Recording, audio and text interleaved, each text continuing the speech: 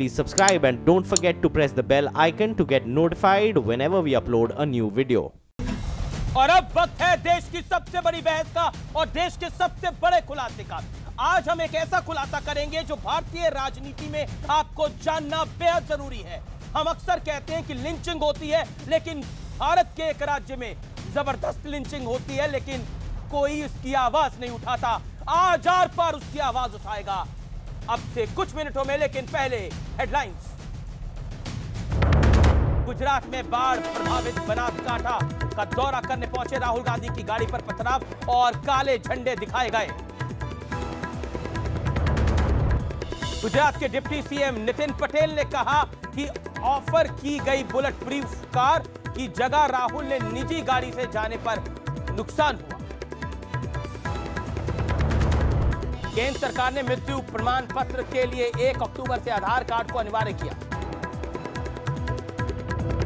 RSS ने केरल में सरकार के इशारे पर 13 महीनों में 14 कार्यकर्ताओं की हत्या का आरोप लगाया। आर पार में देखें बड़ा खुलासा। जम्मू कश्मीर के अनंतनाग में सुरक्षा बल के साथ मुठभेड़ में एक आतंकी ढेर और एक नागरिक की हुई मौत। प्रायोजक है पतंजलि शुद्ध आटे की नई रेंज। शुद्ध खाइए, स्वस्थ रहिए।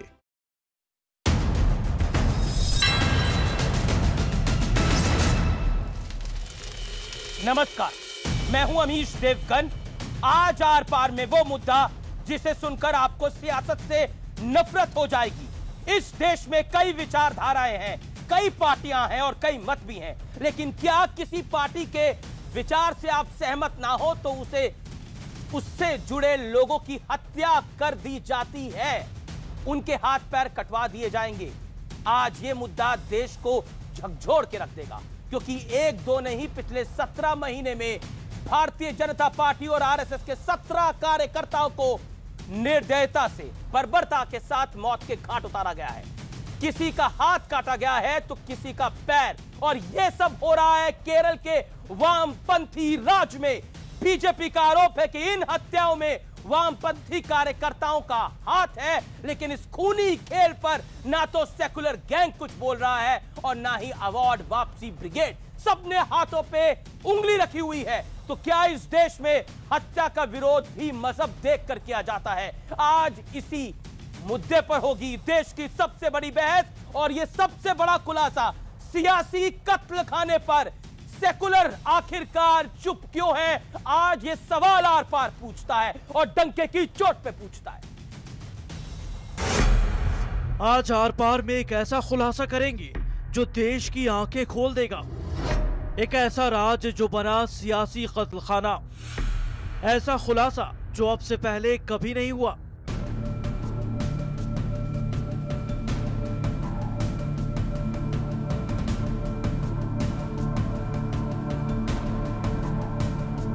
एक, दो, तीन, चार नहीं, बल्कि पिछले 17 महीने में हुई हैं 17 हत्याएं। हम बात कर रहे हैं केरल की, जहां खुलेआम सियासी विरोध के लिए लोगों के हाथ पैर काट दिए जाते हैं,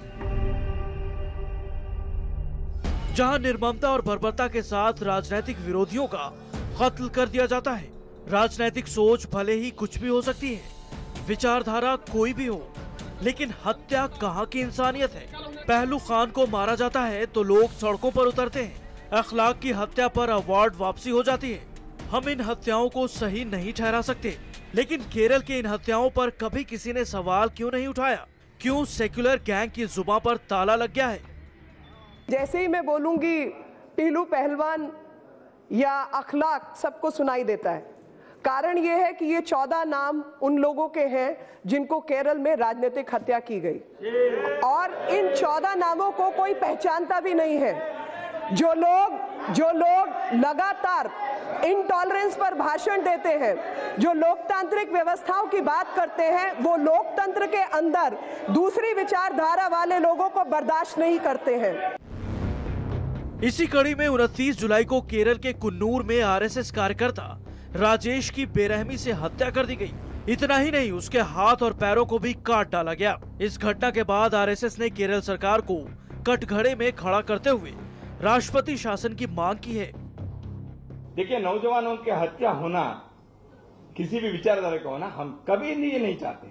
मैं बार बार ये कहूंगा, विचारधारा अलग अलग हो, हम सब काम करें, कोई चिंता नहीं है। सिर्फ अंधाधुंध राजनीति के लिए एक पार्टी कुशासन कर रही है और दूसरी पार्टी हिंसा कर रही है। It is RSS, BJP become aggressive and they spread hate campaign.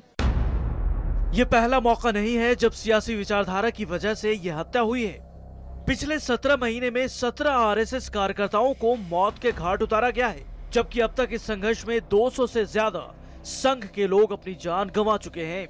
RSS का ये भी आरोप है कि इस हिंसा में लेफ्ट के साथ इस्लामिक फंडामेंटलिस्ट भी शामिल हैं।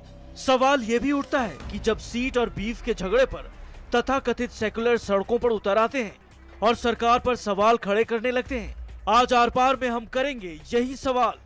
सियासी कत्लखाने पर क्यों चुप हैं सेकुलर? और आज जो हम रिपोर्ट दिखा रहे हैं वो वाकई दिल को और मन को जोड़ के रख देती है। अगर आप वीडियोस देखेंगे तो आपका दिल पसीज जाएगा और उस वीडियो को आप देख भी नहीं पाएंगे, जिस तरह से बर्बरता से हत्या की जाती है। मैं आगे बढ़ता हूं, मैं बात करता हूं सियासी कत्लखाने पर सेकुलर चुप्पी का विश्लेषण आपको बताता हूं, और यह सुनना जरूरी है आज मुल्क के लिए। लिंचिंग, बीफ पर बवाल, सियासी हत्या पर नहीं कोई भी सवाल, ये बात आपके सामने है। अभी तक आपने इन लोगों का नाम तक नहीं सुना होगा। मैं आगे बढ़ता हूं। आरएसएस के 17 कार्यकर्ताओं की हत्या पर सेकुलर गैंग आखिर चुप क्यों है? वो आरएसएस के ना भी होते तब भी चुप्पी गलत है। मैं आगे बढ़ता हूं। मुसलमान मरे तो मातम, हिंदू मरे तो मौन। मैं आगे बढ़ता हूं। केरल की किलिंग पर अवार्ड वापसी ब्रिगेड की जुबान पर आखिरकार ताला क्यों है? आज इन्हीं तमाम सवालों के साथ मैं मेहमानों के पास जाऊंगा और मैं चाहता हूं कि आज की बहस सार्थक हो और आज का खुलासा भी सार्थक हो। मेरे साथ डॉक्टर संबित पात्रा है, भारतीय जनता पार्टी के प्रवक्ता। मेरे साथ आलोक शर्मा है, कांग्रेस पार्टी के प्रवक्ता। मेरे साथ अमीक जमई है, नेता लेफ्ट के।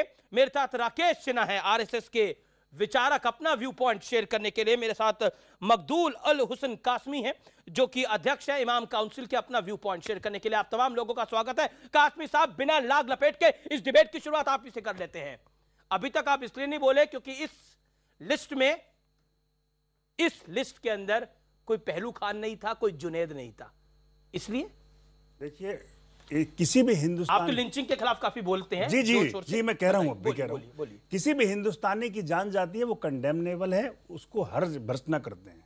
लेकिन पहलू खान, जुनैद, अखलाक और इन दोनों में फर्क ये है, जब धर्म के नाम पर किसी की जान ली जाती है, एक धर्म वाला दूसरे धर्म की जान ले जाती है, उससे देश टूटता है। Oh my God! Muslim Now में this is amazing! ये जबरदस्त है। आपने दोबारा रिपीट करिए, क्या बोला? मैं कह रहा हूं, दोबारा रिपीट करिए। जब हिंदू मुस्लिम में, अच्छा, हिंदू मुस्लिम में जंगा होता है तो देश टूटता है, पूरी दुनिया में देश बदनाम होता है। आप बात कर दो, पूरी दुनिया में देश बदनाम होता है, लोग मजाक उड़ाते हैं। मैं जनता के ऊपर छोड़ता हूं। आप पॉलिटिकल, आप इधर उधर बातें मत कीजिए। मैं डायरेक्ट बात कर रहा हूं, मैं इधर उधर की बात करता ही नहीं, मैं डायरेक्ट बात करता हूं। वो हिंदू मुस्लिम लड़ाई नहीं है, वो पॉलिटिकल लड़ाई है, वो हिंदू मुस्लिम लड़ाई नहीं है। हम उसकी मदद करते हैं, लेकिन हम बताना चाहते हैं कि जब आप, मैं बता रहा हूं, जब हिंदू मुस्लिम झगड़ा होता है देश में, हिंदू मुस्लिम झगड़ा होता है, हाँ, तब वो खबर बनती है? खबर नहीं बनती, तब मुद्दा उठता है, देश बढ़ता है, हिंदू मुस्लिम में बढ़ जाता है, देश टुकड़े टुकड़े हो जाता है। और जब पॉलिटिकल किलिंग होती है तो वो हिंदू मुस्लिम झगड़ा नहीं होता, पॉलिटिकल किलिंग उसमें जान जाती है, कंडेमनेबल है। लेकिन इससे देश पूरी दुनिया में बदनाम होता है जब गाय के नाम पर लोगों को मारा जाता है। हमारे देश में इन्वेस्टमेंट नहीं आता, हमारे देश में लोग इन्वेस्टमेंट करने के लिए नहीं आते, और पूरे देश को, दुनिया में हमें हमेशा शर्मिंदगी का झेलना पड़ता है। ये फर्क है दोनों में। इससे गर्व महसूस हो रहा है जो 17 लोग मरे हैं। कौन फर्क गर्व की बात कर रहा है आपकी? भाई हमने कहा हम कंडेम तो करते हैं, हम कंडेम नहीं करते, कंडेम करते हैं, लेकिन हिंदू मुसलमान को नहीं मार रहा, मुसलमान हिंदू को नहीं मार रहा, तो खबर नहीं बनती। जो पार्टी वहां पर कर रही है, सिर्फ उसकी एक ही सीट है, और वो लोगों की जान लेने के लिए, वो सत्ता में आने के लिए कितने भी लोगों की जान ले सकती है, कितने भी कली करा सकती है वो पार्टी। अच्छा ठीक है, उस पार्टी का ये इतिहास रहा है। ठीक है, अब मैं संबित पात्रा का रुख करता हूं। संबित पात्रा, और कब मैं आपके पास आता हूं, और मैं बात साफ तौर पे जानना चाहता हूं। इस समय जो कासमी साहब ने बोला, जो कि बहुत विद्वान मुस्लिम धर्म गुरु है, इस्लामिक स्कॉलर है, इनकी बात से आप क्या समझते हैं, बताइए। देखिए अमीश जी, पहले तो मैं आपको धन्यवाद करता हूं कि आपके चैनल ने और आपने एक ऐसे विषय को उठाया है जिस विषय पर बहुत अरसे तक चुप्पी रही थी। दूसरा, मैं हाथ जोड़कर तमाम पैनलिस्ट से कहूंगा, ये जिन जो छोटे छोटे बच्चों को, जिन जवानों को और जिन लोगों को मार दिया गया है, उनके माता पिता भी घर में आंसू बहा बहा के इस डिबेट को देख रहे होंगे। बहुत ही संजीदगी के साथ हमें इस डिबेट को आगे बढ़ाना चाहिए, बिल्कुल चिल्लाना नहीं चाहिए। तीसरी बात, मुझे बहुत खेद होता है जब किसी लाश की हम शिनाख्त करते हुए उसका धर्म क्या है, उस लाश का, उसकी जाति क्या है, उसके आधार पर क्या ये कंडेम होने के लायक है सिर्फ, या उससे आगे बढ़ने के लायक हम ये सोचते हैं। आप देखिए, विगत 50 वर्षों में संघ के लगभग 200 से 250 से अधिक कार्यकर्ता केरल में मारे गए हैं। पहले केवल कन्नूर और कन्नूर के आसपास के क्षेत्र में इस प्रकार की बर्बरता देखने को मिलती थी, मगर अब तिरुवनंतपुरम से लेकर पूरे केरल में जिस प्रकार से ये वातावरण लेफ्ट ने सृजन किया है, सीपीएम के गुंडई से ये पूरा विषय आया है, ये अपने आप में बहुत चिंता का विषय है। मैं एक छोटा सा उदाहरण देता हूं। टी राजेश, जो अभी मारा गया है, राजेश, अभी एक हफ्ते पहले जिसकी मृत्यु हुई है, वो वीडियो मैंने देखा। आप विश्वास नहीं करेंगे, मौलवी साहब को एक बार वो वीडियो दिखाएंगे, मौलवी साहब आप देख नहीं सकते हैं, उसके हाथ अलग पड़े हुए थे, उसके पांव काट दिए गए थे। 40, मुस्कुराइए मत मौलवी साहब, हाथ जोड़ के मैं रिक्वेस्ट करता हूं, मुस्कुराइए मत। 40 बार गोदा गया था, 40 बार। हिंदू मुस्लिम में मत बांटिए, खुदा के वास्ते। मौलवी साहब प्लीज प्लीज खुदा के वास्ते मौलवी साहब को दंगे में मत ले जाइए। मैं तो हिंदू मुस्लिम कर ही नहीं रहा की बात कर रहे हो। मैं तो हिंदू मुस्लिम कर ही नहीं रहा हूं, मैं रिग्रेट कर रहा हूं, मैं तो हिंदू मुस्लिम कर ही नहीं रहा हूं। आपकी बात है, हर चीज में हिंदू मुस्लिम लेकर के आते हो आप, हर चीज में हिंदू मुस्लिम, और आपको मजा आता है दंगा कराने में।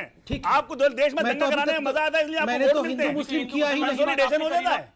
आप बोल लीजिए, आप बोल लीजिए, आप दुनिया देख रही है। आप वो हिंदू मुस्लिम झगड़ा नहीं है, हिंदू मुस्लिम तो मैंने बोला नहीं अभी तक पार्टीज में। मैंने तो सीपीएम बोला, हिंदू मुस्लिम में क्यों बांट रहे हैं आप? तो मैंने तो सीपीएम बोला, मैंने तो सीपीएम बोला साहब। पर क्या कह रहे हो? सुन, क्या देश को मैसेज देना चाहते हो? बोला, मैं मुस्कुरा रहा हूं, सुनाई दिया, मैं मुस्कुरा रहा हूं, मैं सपोर्ट कर रहा हूं।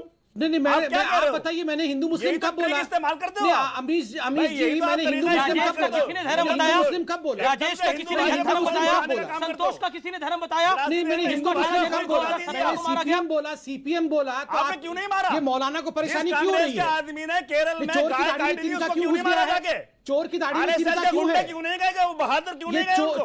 चोर की दाढ़ी में तिनका क्यों है? आरएसएस के वो बहादुर। आप चिल्लाइए मत, सुनिए, गांव रक्षक, आप बिल्कुल चिल्लाइए मत।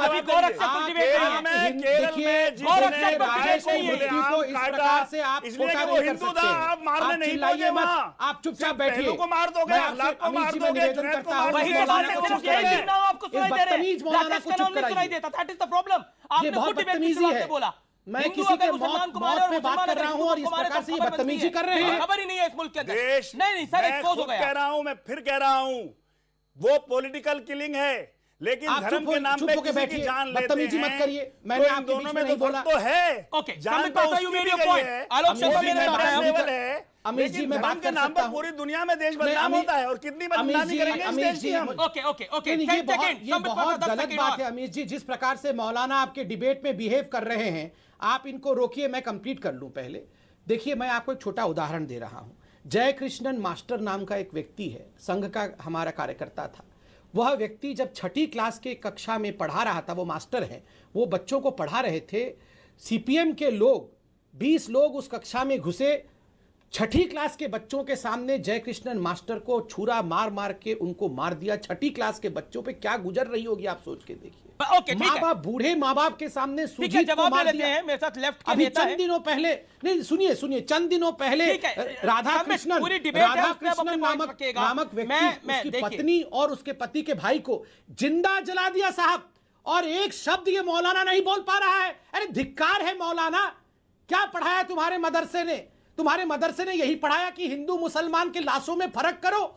और जब मैं राजेश के विषय में बात करूं तो आप यहां पर इस प्रकार के बयान दो।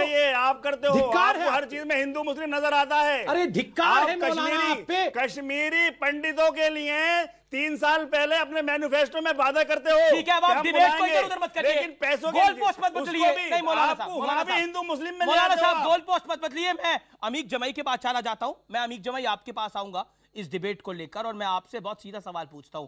आप तो लिंचिंग का मामला काफी जोर शोर से उठाते हैं, आपको इस देश में इंटॉलरेंस भी दिखाई देती है। केरल में जो इंटॉलरेंस है दिखाई दी, और कितनी बारी आपने मुद्दा उठाया, मैं आपसे जानना चाहता हूं अमीक जमाई, बताइए। देखिए सबसे पहले मैं समित भाई से इस बात से सहमत होते हुए मैं अपनी बात कहना चाहता हूं कि ये जो मुद्दा है ये बहुत ही गंभीर मुद्दा है। ये धर्म का मुद्दा नहीं है, ये किसी नाम का मुद्दा नहीं है। और आपको मालूम होगा अमीश भाई, आपने आज मुझको मजहब बताया सबका जो है, मैं मजहब नहीं जानता था। मैंने बताया मजहब? गोविंद पानसारे मारे गए, बताया मजहब? कलबुर्गी साहब का कत्ल हुआ। I want to correct you. और पानसारे मैंने आपको मजहब बताया? मैंने तो किसी का मजहब बताया ही नहीं। पानसारे साहब मारे गए, पानसारे साहब मारे गए, मौलाना साहब ने, पानसारे साहब मारे गए, जिन्होंने जुनैद का नाम लिया, जिन्होंने पहलू खान का नाम लिया और जिन्होंने राजेश का नाम नहीं लिया। पहलू खान मारे गए, दादरी में हत्या हुई, भाजपा की दादरी में हत्या हुई, वो हिंदू मुस्लिम गुजरात में दलितों को मारा गया, मॉब लिंच करके गुजरात में दलितों को मारा गया। पूरे देश के लोगों ने, हम सब लोगों ने अभी के खुलासे पे आइए, 17 लोगों को मारा गया, नहीं मारा गया? रही बात, बताइए हमारे कितनी बारी आवाज उठाई आपने? नौजवान राजेश है अमीश जी, नौजवान राजेश जो मारे गए हैं, जिनकी हत्या हुई है, मॉब लिंच हुआ है, ये केरल के अंदर। आपको मालूम होना चाहिए कि 48 घंटे के अंदर जो भी उसके कातिल थे वो सलाखों के पीछे हैं। और अच्छा, विनेश के कातिल भी सलाखों के अंदर है। आरएसएस के चीफ, बीजेपी के चीफ के, अरे आप बात सुनिए ना, आरएसएस के चीफ, बीजेपी के चीफ के साथ चीफ मिनिस्टर ने बैठ के मीटिंग की। उन्होंने कहा कि ये जो पूरी पॉलिटिकल वायलेंस हो रहा है, चाहे जिस तरफ से भी हो रहा है, ये हमारे देश के लिए खतरनाक है। मैं आरएसएस का रुख करता हूं, ठीक है। आपने आरएसएस चीफ का नाम लिया, मैं सीधा रुख करता हूं Rakesh Sinha, over to you Rakesh Sinha. RSS से ज्यादा लेफ्ट के वर्कर मारे गए, तो आरएसएस के लेफ्ट के वर्कर को मारी तो इंसानियत ही जा रही है वहां पर। आरएसएस के वर्कर को किसने मारा? मारी तो इंसानियत ही जा रही है वहां पर। पे मत जाइए। ओके राकेश सिन्हा, आरोप अरे हत्या हुई है लोगों की सर, वीडियो से सामने। आप कह रहे हैं आरोप, आप कह रहे हैं आरोप, तैयार बैठिए। आपको सिर्फ आरोप लग रहा है राकेश सिन्हा जी। देखिए, मैं एक बात कहना चाहता हूं, जो लोग एक साल पहले हैदराबाद कतार में खड़े होकर चिल्ला रहे थे दलित को मारा गया, राजेश पुलाया जाति का दलित था केरल में, और मार्क्सवादी गुंडे अब उन दलितों पर प्रहार कर रहे हैं। कम्युनिस्टों का एंटी दलित चेहरा सामने आया है। राजेश दलित थे, जिस मोहल्ले में रहते थे उसमें 84 दलित परिवार रहता है। उन 84 दलित परिवारों का संघ के पास जाना, ये मार्क्सवादी कम्युनिस्ट पार्टी को नहीं रुझाया, उन्होंने राजेश को मारा। आपको बताऊं, 83 इंजुरीज हैं उनके बॉडी पर। उनके बॉडी को ले जाने के लिए पुलिस को बेडशीट्स लाना पड़ा, जो उनके अंग प्रत्यंग को, इधर उधर बिखरा हुए अंग प्रत्यंग को ले जाने के लिए बेडशीट लाना पड़ा।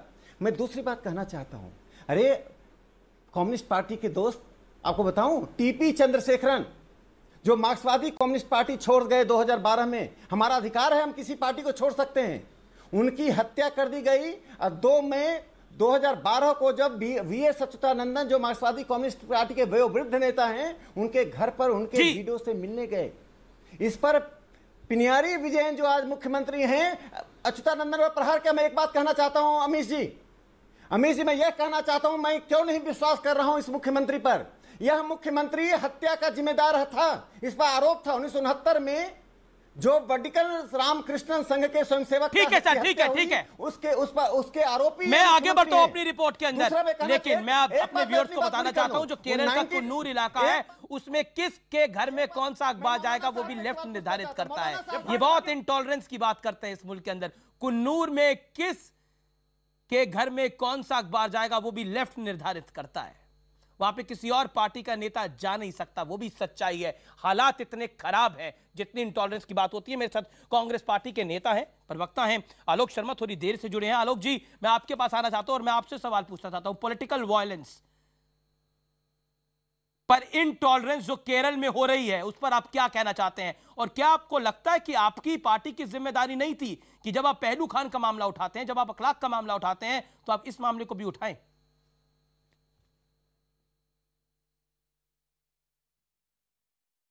आलोक जी, देखिए, मैं समझता हूं कांग्रेस पार्टी इन दोनों ही पार्टियों से ज्यादा पीड़ित रही है। चाहे वो वेस्ट बंगाल रहा हो चाहे केरल रहा हो।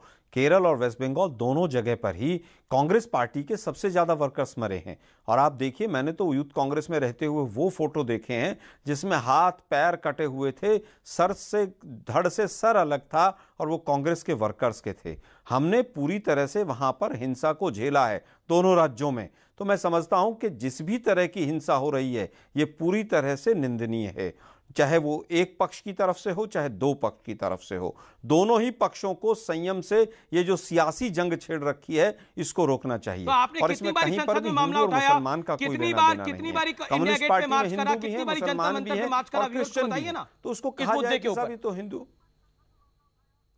आप सुनिए ना, आप मेरी बात देखिए, आपसे पूछें अभी आपसे परमिशन लिए इसलिए अब करेंगे हम, पहले नहीं की थी हमने ना। आपने अभी लेफ्ट पूरा चलाया है कि हिंदू पर चुप और मुसलमान पर शोर। अरे सब सुन लीजिए ना, आप जरा सुन लीजिए ना, अरे सब सुन तो लीजिए आप। इतनी बार हमने वहां पर केरल में भी मुद्दा उठाया है ये, और जब हमारी यहाँ पर सरकार थी और केरल में विपक्ष की सरकार थी तब संसद में भी मुद्दा उठाया। लेकिन आज की लड़ाई हिंदू मुसलमान की नहीं, ये आज आइडियोलॉजिकल। अरे सब सुन लीजिए ना, अरे सब राहुल गांधी आज हालत ये, एक मिनट राकेश जी, आज तो हालत ये हो गई कि राहुल गांधी जैसा व्यक्ति जो एसपीजी की प्रोटेक्शन में वो सुरक्षा में नहीं है। आप लोग किस तरह की बात कर रहे हैं? इस तरह के संवेदनशील मामले में भी जाति और धर्म से जोड़ दीजिए इसको। ये पूरी तरह से आइडियोलॉजिकल फाइट है। आप लोगों का कम्युनिस्टों से नहीं पटता है। कभी आप कम्युनिस्टों को मारते हैं, फिर राहुल गांधी पे चले गए। मैं राहुल गांधी पे भी आ रहा हूं, रुकिए तो सही जरा। आप लोगों का कम्युनिस्टों से जन्म जन्मांतर का बैर है। अब आप पहले कभी वो आप उनको मार देते, कभी वो आपको मार देते हैं। राहुल गांधी तो स्वयं एसपीजी प्रोटेक्शन में राहुल गांधी आज स्वयं, अरे भाई राहुल गांधी एसपीजी लेकर मेहरबानी कर रहे हैं क्या? देश में कैसा माहौल बना रहे हैं? मेहरबानी कर रहे हैं, हर चीज को हिंदू मुसलमान से जोड़ दीजिए। ओके किसने पत्थर मारा है? राकेश के गुंडों ने पत्थर मारा है उनको। मोदी जी के राज में एसपीजी मिला है क्या? ये नेहरू गांधी परिवार को 50 से मेहरबानी कर रहे हैं कि नहीं कर रहे हैं वो एक अलग विषय है, लेकिन जो गुंडे उन पर पत्थर फेंक रहे हैं वो क्या कर रहे हैं जरा उनको भी देखिए। अरे मैं आपसे अभी केरल पे डिबेट है, ठीक है, ओके। सेवक होने के साथ साथ दलित थे, जो है वो हमेशा से गांधी फैमिली पर यही कार्यकर्ता की हत्या पर, और जो हालात देश के कर दिए आप लोगों ने, उसके लिए पूरी तरह से आरएसएस की विचारधारा जिम्मेदार है। मैं पूरी तरह से कह रहा हूं कम्युनिस्टों को, मैं पूरा कह रहा हूं कि हमने भी उनको झेला है। जवाब दे देश को। फिर वही बात, राहुल गांधी आपसे पूछ के जाएंगे क्या कहां जाना है कहां नहीं जाना है? झेला सवाल आप लोग पूरे देश के अंदर अलगाववाद फैलाए, पूरे देश को हिंदू और मुसलमान आपसे चिट्ठी लेके जाएंगे, उस पर कांग्रेस की एक चिट्ठी बनवा दीजिए फिर भेज देंगे। कांग्रेस अपना अजीब बात कर रहे हैं। आज एसपीजी प्रोटेक्शन में जो लोग हैं वो सुरक्षित नहीं है। राहुल गांधी मैं सब बताऊंगा आपके बात, सब बताऊंगा। मैंने कहा है कि यूथ कांग्रेस, मैं कहता हूं कि यूथ कांग्रेस ने सबसे ज्यादा झेला है और इस तरह की नृशंस हत्याओं को झेला है। राकेश सिन्हा होल्ड ऑन, मेरी बात फिर राहुल गांधी संबित पात्रा, आप पे बड़े सारे आरोप लग गए। जवाब बीजेपी के आप हिंदू मुसलमान में बांट रहे हैं पूरे मामले को। जवाब उनको तसल्ली नहीं है, राहुल गांधी भी सुरक्षित नहीं है। जवाब हिंदू और मुसलमान में बांट दीजिए पूरे देश को। देखिए मैं बोल सकता हूं। देखिए मैं आज राजनीतिक लड़ाई नहीं करना चाहता, मैं यहां कांग्रेस से लड़ने बैठा भी नहीं हूं। आज मुख्य उद्देश्य है कि सीपीएम द्वारा जिस प्रकार से वहां पर बर्बरता पूर्वक राजनीति की जा रही है उसका पर्दाफाश करना, इसलिए मैं कांग्रेस से क्यों लड़ूं आज। दूसरी बड़ी बात है, आप देखिए पॉलिटिकल विलेज नामक एंटिटी सीपीएम ने केरल में स्थित किया है। ऐसे 44 गांव है केरला के अंदर जिसमें कोई और आइडियोलॉजी का व्यक्ति प्रवेश तक नहीं कर सकता है, प्रवेश निषेध है। घरों पे कौन से रंग की रंग रुगाई होगी इसका भी निर्देशन पार्टी करती है, सीपीएम करती है। उससे बाहर जाकर कोई अगर दूसरे रंग का व्हाइट वॉशिंग कर देगा तो उसको भी मार दिया जाता है। आप देखिए जब इमरजेंसी लगा था, इमरजेंसी इंदिरा जी के समय, इमरजेंसी के समय लेफ्ट कांग्रेस के साथ थी, उस समय कई सारे सीपीएम के लोग बीजेपी आरएसएस में आ गए थे क्योंकि उनको लगा कि गलत बात है, वो जो लेफ्ट कर रही है उचित नहीं कर गांव कहीं ऐसे उन लोगों की भी हत्या सीपीएम वालों ने किया। व्हाइट वॉशिंग होगा उसका निर्णय कम्युनिस्ट पार्टी करती है ऐसा नहीं है। पैरेलल हमारी सरकारें भी रही हैं, ये बिल्कुल आरोप निराधार हैं। अरे आप क्यों कम्युनिस्ट पार्टी के साथ सती होने के लिए तैयार हो रहे हैं? मैं तो कम्युनिस्ट पार्टी पे हमला कर रहा हूं, आप क्यों वहां पे जाके मैं कम्युनिस्ट पार्टी के खिलाफ बोल रहा हूं? ये तैयार हो गए महासती होंगे जाके। मैं कम्युनिस्ट पार्टी मैं कम्युनिस्ट पार्टी के ऊपर मैं बैठ के सती होंगी? ये अरे भैया, बड़ा आश्चर्य का विषय है कांग्रेस का। मैं बोल रहा हूं मैं कांग्रेस के खिलाफ नहीं बोल रहा हूं, कांग्रेस का विषय ही नहीं है। यहाँ कांग्रेस के प्रवक्ता खुद क्या जा रहे हैं? ये बेकार के आरोप मत लगाइए। कौन हिंदू मुसलमान बोला क्या मैंने अभी तक? अरे मैंने अभी एक लाइन भी हिंदू मुसलमान तो बोला नहीं है। अभी एक लाइन हिंदू मुसलमान बोला क्या? मैंने सीपीएम बोला। आप सीपीएम को मुसलमान मानते हैं? नहीं, आप बताइए आलोक जी, आप बताइए आप लोगों की परिस्थिति इतनी खराब क्यों हो गई है? मैं अटैक कर रहा हूं सीपीएम के ऊपर, तो आप सती होने के तैयार हो गए हैं। मुझे समझ में नहीं आ रहा है। सुन लीजिए, मैं आपके बीच में, देखिए अमीक भाई, मुझे ब्रेक लेना पड़ेगा, मुझे ब्रेक लेना पड़ेगा, छोटा सा ब्रेक ले रहा हूं मैं। ब्रेक के बाद तुरंत वापस आ रहा हूं। आप देखते रहिए आर पार में ये बड़ा खुलासा, क्योंकि ब्रेक के बाद हम कुछ और पहलुओं पर नजर डालेंगे जो इस समय इस देश की जनता के सामने आना जरूरी है। और ये खुलासा वाकई देश के रोंगटे खड़े करने वाला खुलासा है। ब्रेक के बाद इस खबर पर दोबारा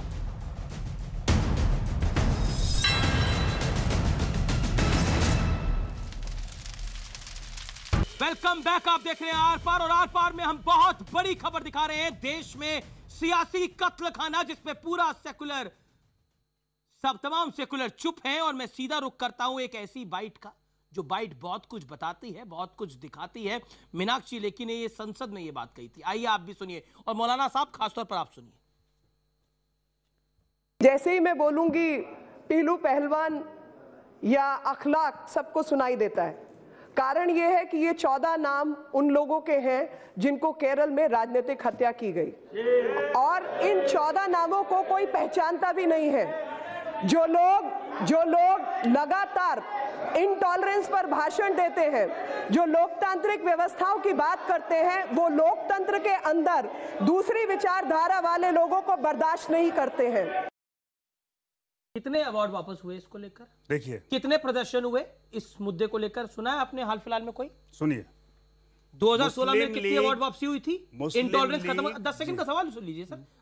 2016 में कितनी अवार्ड वापसी हुई थी? अब सब चुप है, क्यों? मुस्लिम लीग और कम्युनिस्टों के भी पिछले सालों में झगड़े हुए हैं। उसमें शकूर, शफीक, असगर अब निकाल के लाए हैं कुछ नाम। सुनिए, मैंने इन 17 में से 4 के नाम याद है? अब मुझे बोलने दीजिए ना। इन 17 में से 4 के नाम याद है? कितने दंतेवाड़ा में कितने मारे गए सीआरपीएफ के नाम? लोग 15,000 मार दिए गए पिछले सालों में। बताइए आप कितने? 17 की बात मैं पूछ, हाँ इसलिए कह रहा हूँ, बताइए ना। शफीक, शकूर, असगर लोग भी मारे गए। हमने कभी उसको हिंदू मुस्लिम में नहीं डाला। शर्मनाक तो जब हुआ मीनाक्षी जैसी लेडी ने, जैसी मेंबर पार्लियामेंट ने इस मुद्दे को पार्लियामेंट में भी हिंदू मुस्लिम में बांट दिया। और अभी तक संबित पात्रा जी कह रहे थे कि हमने हिंदू मुस्लिम नहीं किया। मिस्टर पात्रा, आपको और आपकी पार्टी को माफी मांगनी चाहिए। सबसे पहले आपने इसको हिंदू मुस्लिम में बांटा है, इसलिए कि आपको और आपकी पार्टी को दंगे करा करके हम मरे भी और माफी भी मांगे। हिंदू मुस्लिम में बांटते हो संबित पात्रा।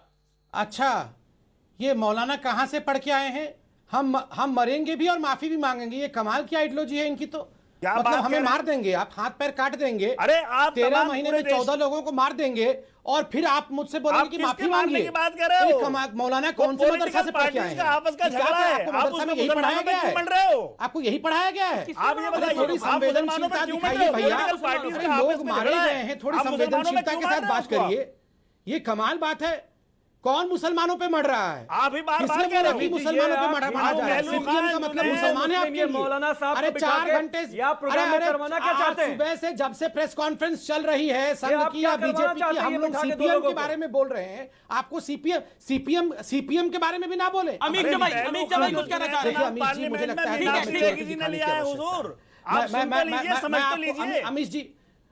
अमीर जी और अमीश जी दोनों सुनिए। मैं 10 सेकंड बोल लूं, उसके बाद प्लीज लड़िए मत। मैं इतना कहना चाहता हूं कि एमएम मनी, इनके एक नेता थे, इनके एक मंत्री भी रह चुके हैं लेफ्ट के। एमएम मनी ने खुले आम पब्लिक ऑडियंस के बीच में कहा कि हाँ, जो आरएसएस का कार्यकर्ता आंख उठाएगा उसको मारा जाएगा।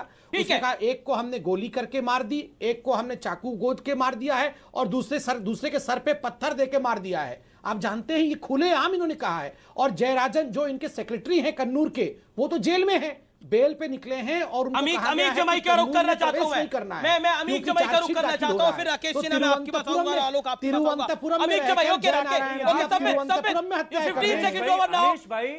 अमीक जमाई मैं आपसे सवाल पूछ रहा हूं एक, अमीक जमाई इस देश के अंदर आतंकवादी भी मारे जाते हैं ना, जब पत्थरबाज भी मारे जाते हैं, जो मुल्क की सेना के खिलाफ काम करते हैं, तब भी आवाजें खड़ी हो जाती है दिल्ली तक। इन 17 लोगों के लिए एक भी बारी आवाज नहीं खड़ी हुई? बताइए, इंसानियत है ये? भूल जाइए थोड़ी देर के लिए वो आरएसएस के। अमीश जी आप इसको कम्युनल बना रहे हो। अच्छा, ये बहस मेरे और संबित पात्रा भाई के बीच की है, मुझे जवाब तो देने दीजिए भाई। जब पूरे देश में आवाज उठती है तब उठती है जब इस पर किसी की गिरफ्तारी नहीं होती है।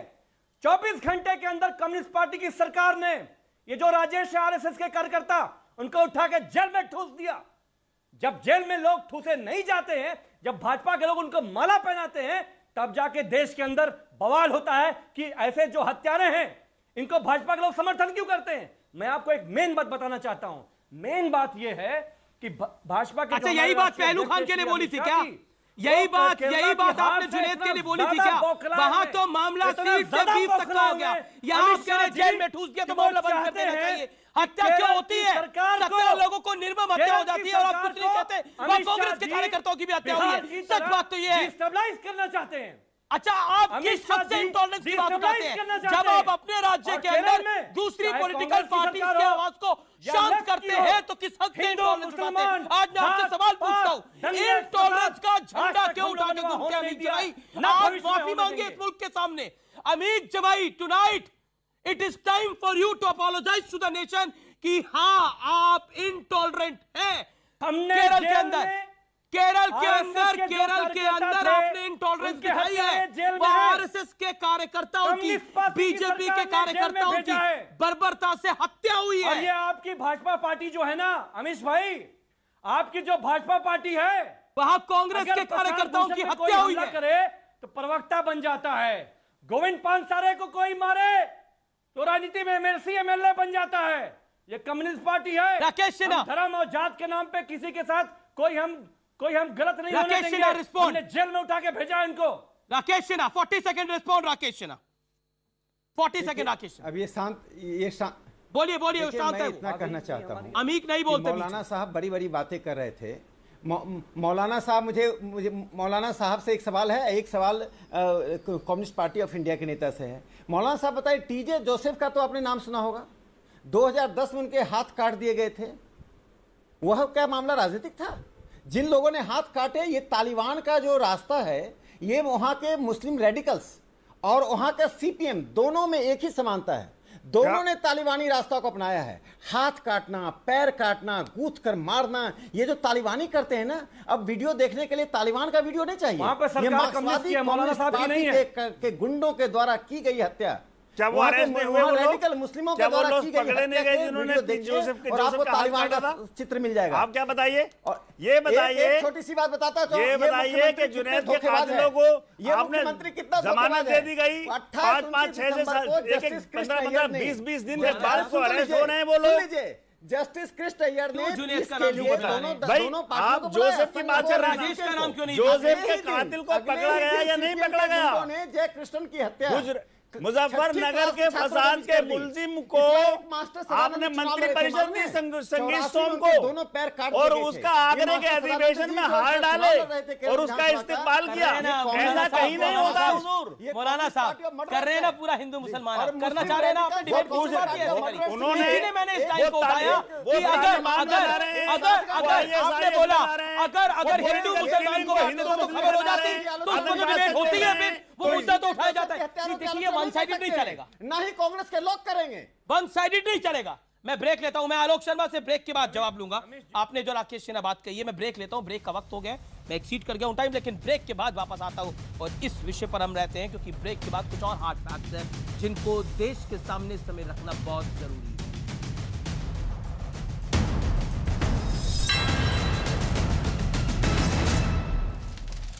आप देख रहे हैं देश की सबसे बड़ी बहस आर पार, और आर पार में मेरे साथ डॉक्टर संबित पात्रा, अमीक जमाई, राकेश सिन्हा, मकसूद अल हसन कासमी साहब और आलोक शर्मा। आलोक शर्मा, इस दौर में मैं आपके पास आता हूं और बहुत सीधा सवाल आपसे पूछता हूं। आप भी अभी कुछ दिनों पहले तक संसद के अंदर लिंचिंग पर खूब डिबेट हुई। अभी आपने थोड़ी देर पहले बोला हमारे भी बहुत सारे कार्यकर्ताओं को मौत के घाट उतारा गया है। बिल्कुल आपने लाजमी कहा, सही कहा, कुछ समय पहले तक ऐसा होता था वहां पर, लेकिन हाल फिलहाल में ऐसा कोई बड़ा मामला सामने नहीं आया है। क्या जो लिंचिंग पर डिबेट हुई संसद के अंदर, उसमें आपने केरला में जो लिंचिंग हो रही है उसकी बात उठाई थी क्या? मैं जानना चाहता हूं आपसे। इसलिए नहीं उठाई क्योंकि वहां पे बीजेपी की सरकार नहीं है और वहां पर कोई और एंगल नहीं है? आलोक, देखिए, मैं समझता हूं मॉब लिंचिंग किसी भी राज्य में हो और कोई भी व्यक्ति के साथ जिस भी तरह की घटना हो वो पूरी तरह से निंदनीय है। लेकिन आरएसएस की लड़ाई और मॉब लिंचिंग, आरएसएस और लेफ्ट की लड़ाई को आप मॉब लिंचिंग से अगर जोड़ेंगे तो गलत होगा। मॉब लिंचिंग भीड़ एक अपना उग्र रूप धारण करती है। यहाँ पर दो विचारधाराओं की, आइडियोलॉजी की लड़ाई तो है। मतलब यहाँ मरने देना चाहिए। चीजों को आप मिक्सअप मत कीजिए। अगर दो विचारधाराएं लड़ रही है तो इसको लड़ने देना चाहिए। अगर एक विचारधारा के लोग दूसरी विचारधारा के लोगों को वहां नहीं छोड़ रहे, उसको होने देना चाहिए। अमीश जी, आप अपने शब्द मेरे मुंह में ना रखें। मैंने सबसे पहले वक्तव्य में कहा कि ये घटना पूरी तरह से निंदनीय है। और एक बार और मैं और राकेश सिन्हा जी इसी तरह की डिबेट पर एक बार साथ थे, तब भी मैंने कठोर शब्दों में इस तरह की घटना की निंदा की। मुद्दा उठाया आपने। आज दुर्भाग्य ये है कि जिस तरह से नफरत और घृणा, अरे सर, मुद्दा भी उठाया है, आपसे पूछा है, परमिशन ले लिए, बता तो रहा हूं, उठा लेंगे। आपने बता दिया है, आरएसएस ने तो कहा था हमारे कार्यकर्ताओं की हत्या हुई है। आपने बता दिया है कि साहब ये हिंदू कार्यकर्ता था। आपका हम धन्यवाद करते हैं। आप भी अपना पूरा रोल निभा रहे हैं इस चीज को बढ़ाने में। अरे साहब, आरएसएस ने अपनी जो प्रेस विज्ञप्ति दी उसमें या स्टेटमेंट आया उसमें तो कहा कि हमारा कार्यकर्ता मारा गया। मैं समझता हूँ पूरी तरह से। अरे साहब, सवाल पूछने में बहुत आसानी रहती है। जब यूथ कांग्रेस के एक ही हफ्ते में 9 लोग मारे गए थे और एनडीए की सरकार थी तो किसने सवाल उठाया था? अभी वेस्ट बंगाल में 2 कांग्रेस के कार्यकर्ताओं को मार दिया। मैं राहुल गांधी से सवाल खड़ा करता हूं, क्या हर चीज को, अरे फिर वही जाति पर ले गए आप। जाति पर मत ले जाइए, धर्म पर मत ले जाइए हर बहस को। ये पूरी तरह से आरएसएस और लेफ्ट की जो लड़ाई है दशकों पुरानी वो सामने आ रही है। आपके जितने बयान आए हैं, राकेश सिन्हा, मैं आपको भी कहता हूँ, इसको दलित के साथ मत जोड़िए, इसको दलित के साथ मत जोड़िए। आप लोगों को अपनी सियासत करनी है, लेकिन मैं मुद्दा उठा रहा हूँ। ये 17 लोग दलित थे, ब्राह्मण थे, वैश्य थे, जो भी थे, लेकिन इन लोगों को मारा गया है, इनकी बर्बरता से हत्या हुई है, उस पर डिबेट करनी चाहिए। शमशान के नाम पर वोट मांगेंगे तो देश का समाज कहां जाएगा? आलोक शर्मा, अगर संसद में आपके संसद सदस्य जो राज्यसभा में है, जो लोकसभा में है, वो इस मुद्दे को भी उतनी जोर से उठाते तो मैं समझता कि आप मॉब लिंचिंग पर यानी भीड़ तंत्र पर बड़ा सीरियस है। आपके लिए, क्योंकि वहां मोदी की सरकार नहीं है, क्योंकि वह बीजेपी की सरकार नहीं है। केवल ये बात कह रहा हूं आपसे, जो आरएसएस के लोगों ने वहां कम्युनिस्टों को मारा, उनके ऊपर कितनी बार डिबेट किया आपने? जरा बता दीजिए मुझे। मतलब करने देना चाहिए लोगों को। मैंने तो पहलू खान पे डिबेट करी, मैंने तो जुनैद पे डिबेट करी। एनडीए के समय पर हमारे युवाओं के समय पर मैं जवाब देना चाहूंगा। मतलब इसमें डिबेट भी मत करो, इसमें डिबेट में भी कांग्रेस की परमिशन चाहिए, डिबेट करे ना करे। 17 लोग मारे गए, उस पर डिबेट करने की भी कांग्रेस से क्लीन चिट लेकर आई है। क्या आप कर सकते हैं? करिए। हम लोग जो कर रहे हैं उसमें आज तक आपने कितनी बार डिबेट की, जरा बता दीजिए। देखिए, ना मुझे किसी के परमिशन की जरूरत है और ना मैं लेता हूं, जवाब दे सकता हूं। As simple as that mister Sharma. Okay, Sambit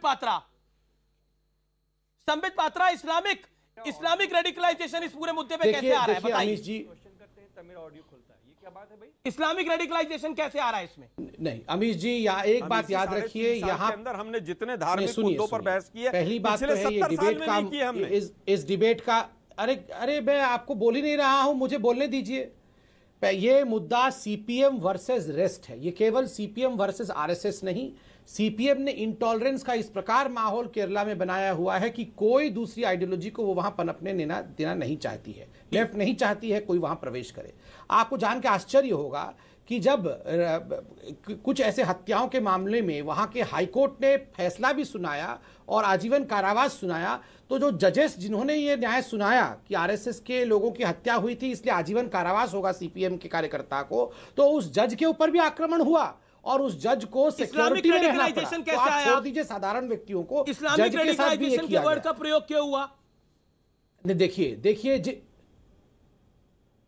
देखिए, इस्लामिक रेडिकलाइजेशन का जिस प्रकार से वहां पर एक लब्बलुबा बढ़ रहा है, आईएसआईएस का सबसे बड़ा रिक्रूटिंग फील्ड आज केरला है।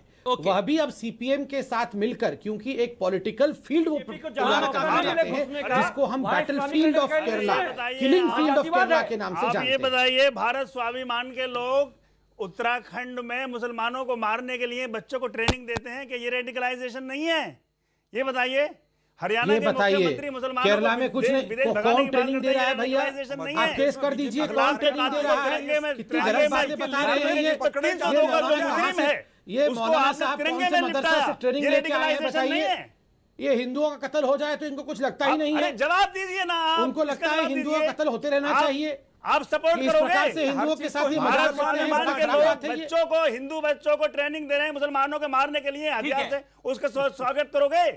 सपोर्ट कर रहे हो आप? जवाब दीजिए संबित। आप बताइए, कौन सा हिंदू बच्चा जाके मुसलमान को मारा? क्या बोल रहे हैं? अरे ये हिंदू बच्चों को ट्रेनिंग दे रहे हैं। अरे आप आईएसआईएस में लोगों को भेज रहे हैं केरला से, जो हकीकत है, और आप बोल रहे हैं कि हिंदू बच्चे ट्रेनिंग ले रहे हैं। अरे ये फैक्ट है जो मैं बात बता रहा हूं, ट्रेनिंग ले रहे हैं। ये मौलाना साहब जरूर इनको आईएसआईएस वालों ने ऐसा बोला होगा। आप जाइए देखिए, आपको आईएसआईएस वालों ने बोला होगा मौलाना के लिए। आईएसआईएस वालों के मत जाइए। मौलाना कासमी पर काबू रखिए हुजूर। अमीक जमाई, अरे जुबान पे काबू रखिए साहब। हिंदुओं की जब हत्या हो जाती है तो मजाक बनाते हैं यहाँ बैठ के आप। किस बात की बात? बिल्कुल मर्यादा में रह के बात कर रहे हैं। मजा आता है हिंदू मुस्लिम कराने में? आपको ट्रेनिंग नहीं दिया गया, आपने शुरुआत में आके बोला, आप गलत बात बता रहे हैं। आपने शुरुआत ओपनिंग नहीं करी। मीनाक्षी लेखी ने पार्लियामेंट में हिंदू मुस्लिम का जहर खोल दिया इस बहस में।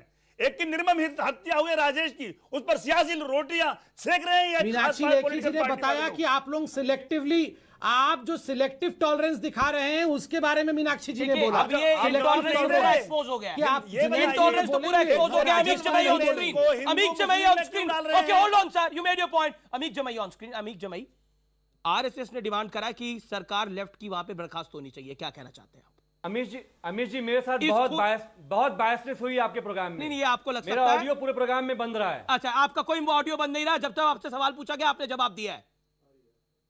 बोलिए, 20 सेकंड आपके पास। मेरी बात कहने दीजिए। मैं दो बातें, मैं चाहता हूं कि एक सार्थक पहल की जाए। अमीश जी आप भी खुश होंगे उससे। जिस तरह के केरला के चीफ मिनिस्टर ने आरएसएस के चीफ और जो बीजेपी के चीफ हैं उनको बुला के बैठा और कहा कि आइए इस राजनीतिक हत्याओं का, ये जो प्रदेश में घट रही हैं, इसका अंत किया जाए। ये कम्युनिस्ट चीफ मिनिस्टर ने, पर उसके बाद भी तो हत्या हो गई सर, उसके बाद भी तो हत्या हो गई। देखिए, आप सार्थक बहस कर रहे हैं यहाँ पर और वहां पर हत्याएं हो रही हैं, निरंतर हो रही हैं। तो ये मानिए ना कि इनटॉलरेंस लेफ्ट के अंदर नहीं है, केरल के अंदर खास तौर पर। चलिए फिलहाल इस डिबेट को यही वाइंड अप करते हैं। आप तमाम लोगों ने इस डिबेट को देखा, आपका बहुत बहुत शुक्रिया। लेकिन आज की बहस का छोटा सा निष्कर्ष यही है, हत्या हत्या होती है, ना हिंदू की होती है ना मुसलमान की होती है, हत्या इंसानियत की होती है। और यही आज की बहस का लब्बो लबाब है। और अब मैं सीधा रुख करता हूं सुमित का। हम तो पूछेंगे